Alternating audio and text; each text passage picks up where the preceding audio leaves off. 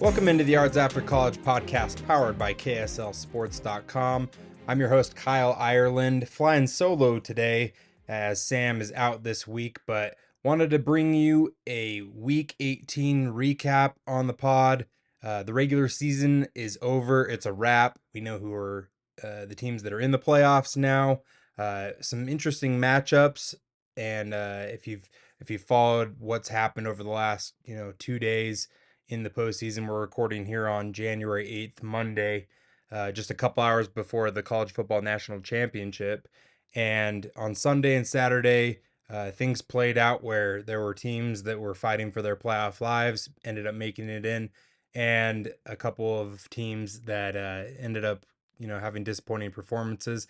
But as far as the local players are concerned, wow, it was a big week for the local players in the NFL. A couple of them made some really impactful plays. A couple of them led their teams to the postseason for the first time, and then also got back into the postseason after not making it a season ago. So we'll talk about all that today on the podcast, and also we'll look forward to some of the best games coming up in the Super Wild Card weekend coming up this weekend, and then two teams that are off for the first round bye, and then kind of looking ahead to maybe possible matchups in the divisional round. So that's all coming today. But let's get started with what were the locals in the NFL and how they performed in Week 18. So you had on Saturday a couple of games. You had the Steelers playing the Ravens. Ravens ended up playing their backups. So Tyler Huntley, former Utah quarterback, got the start. And Huntley, he had some moments where he played well in that game, I thought. They ended up losing the game. It was a close game there with the Steelers. And it's interesting when you have these situations where you have a backup coming in and then the other team's kind of fighting to be able to make it in the playoffs. The Ravens had already wrapped up the 1 seed in the AFC, so they didn't need to play Lamar Jackson and the rest of their main guys. But the Steelers, they weren't in yet, and so they needed to win that game and then also have some stuff work out for them on Sunday as well in order to get into the playoffs. Steelers end up coming away with a 17-10 victory over the Ravens, but Huntley ended up throwing for 146 yards and a touchdown.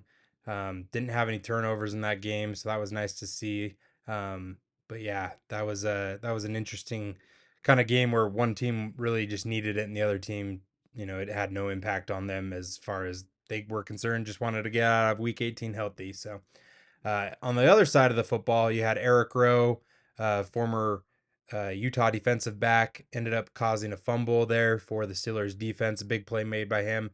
Earlier in that game, actually, former BYU linebacker and now with the Ravens, Kyle Van Noy, he ended up forcing a fumble as well, and the Steelers ended up coming away with that 7-point victory.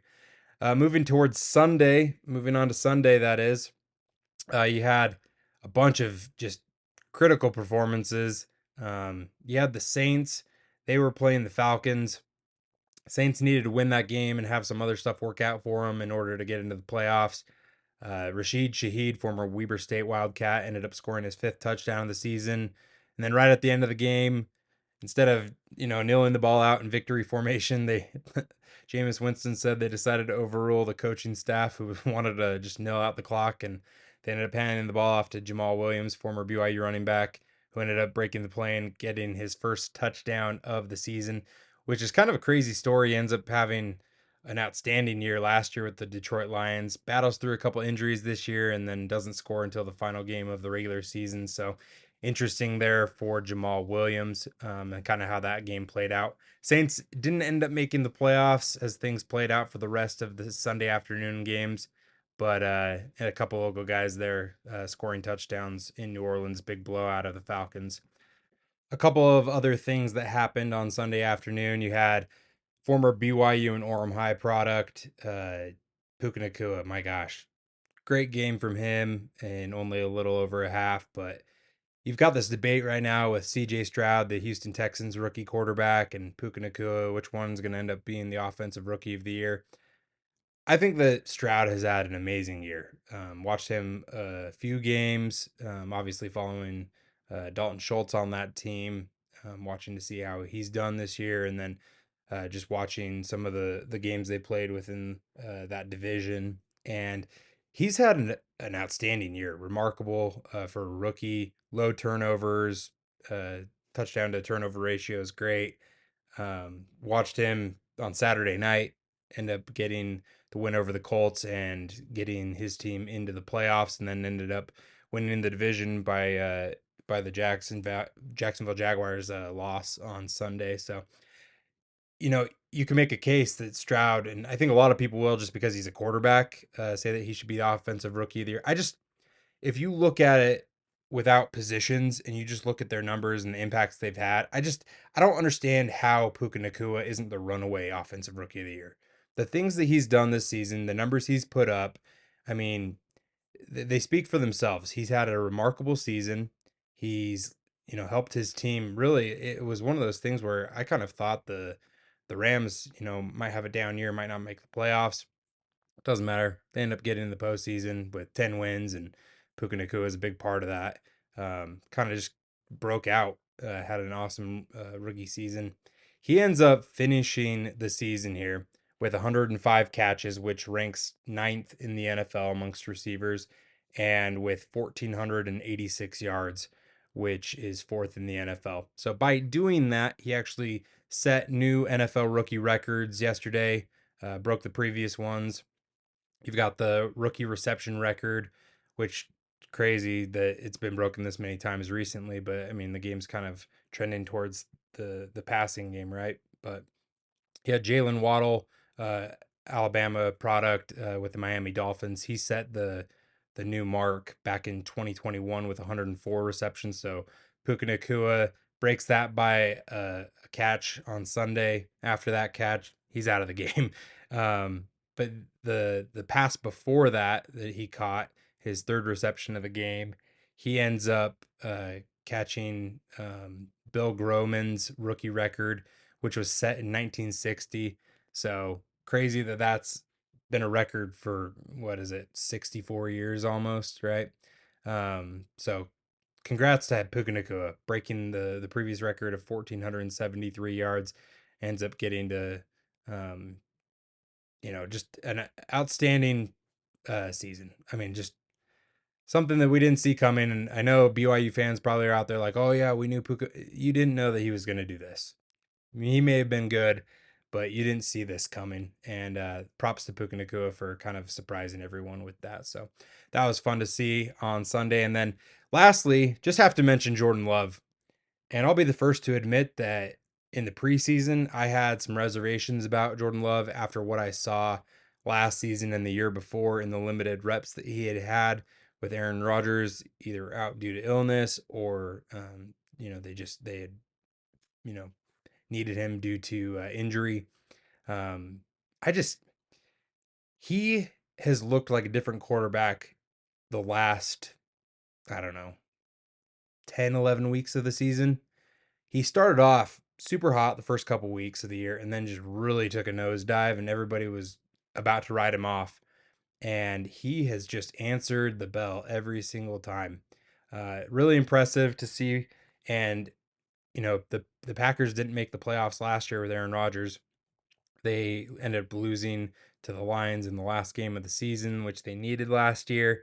And you look, ahead a year, they end up beating the Bears by 8 points. Jordan Love throws for 2 touchdowns, 316 yards. Did have a fumble, but no interceptions.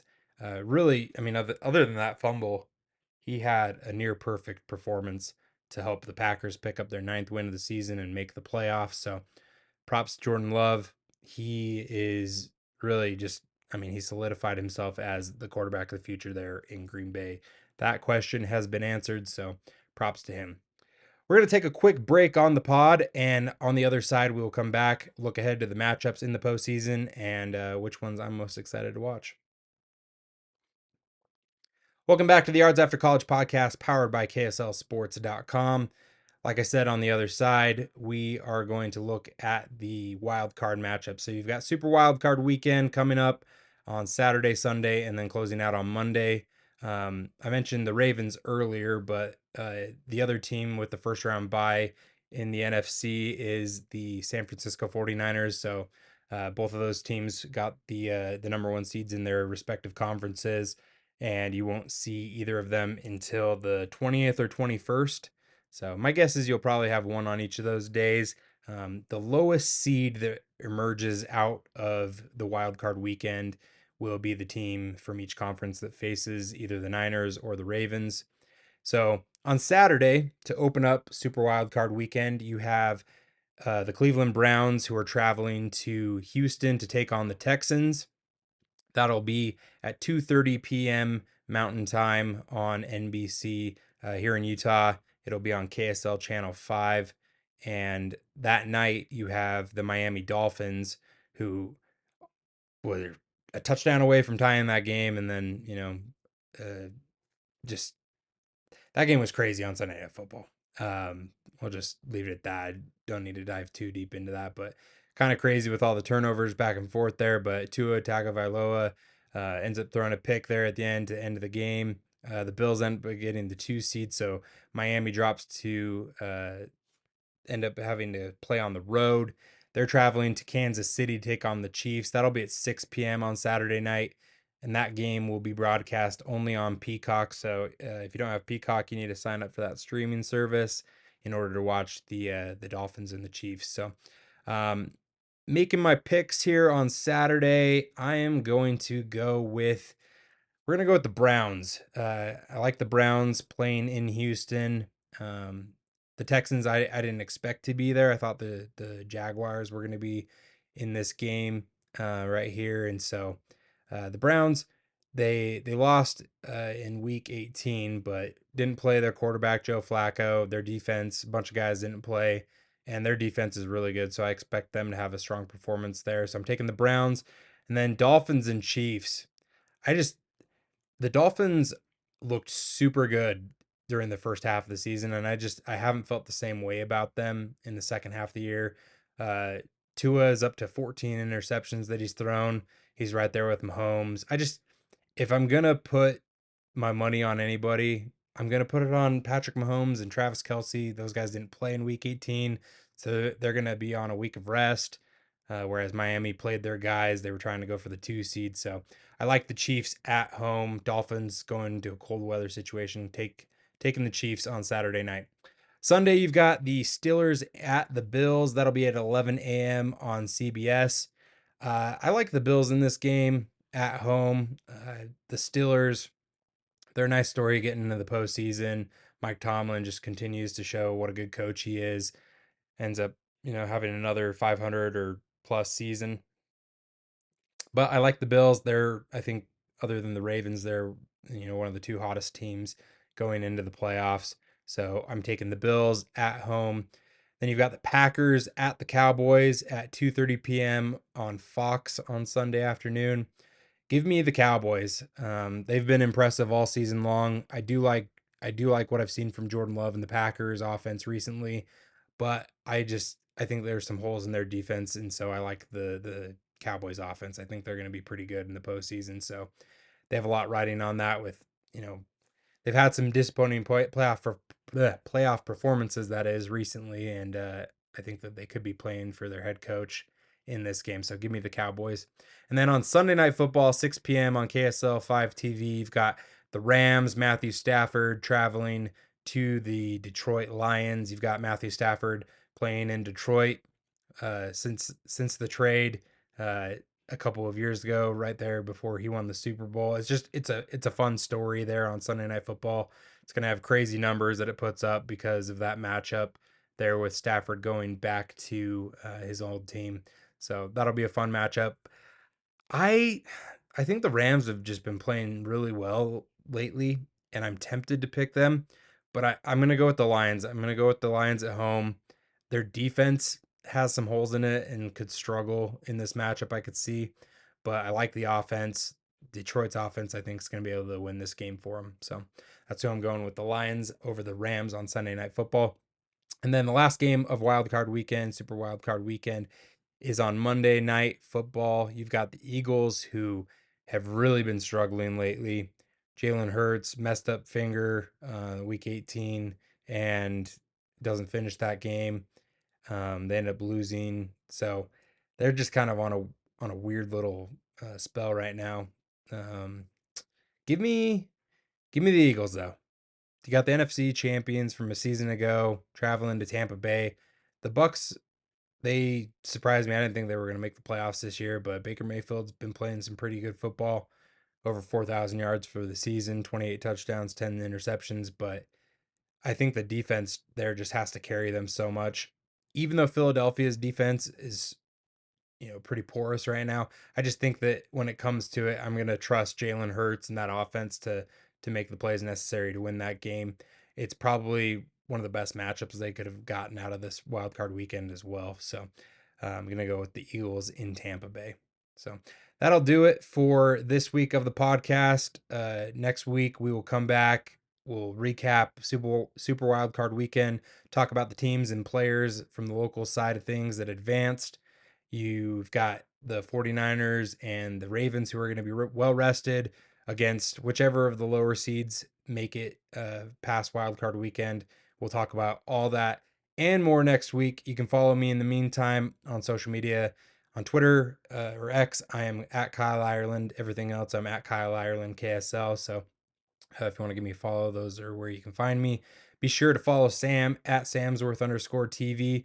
And now that the regular season's over, enjoy tonight's college football national championship game. Enjoy the postseason opening games on Saturday and then Sunday as well. A bunch of games, a couple on KSL Channel 5 TV. So tune into those and check that out. But everything will be available. We'll recap it all on KSLSports.com and the KSL Sports app. But until next time, this has been the Yards After College podcast powered by KSLSports.com.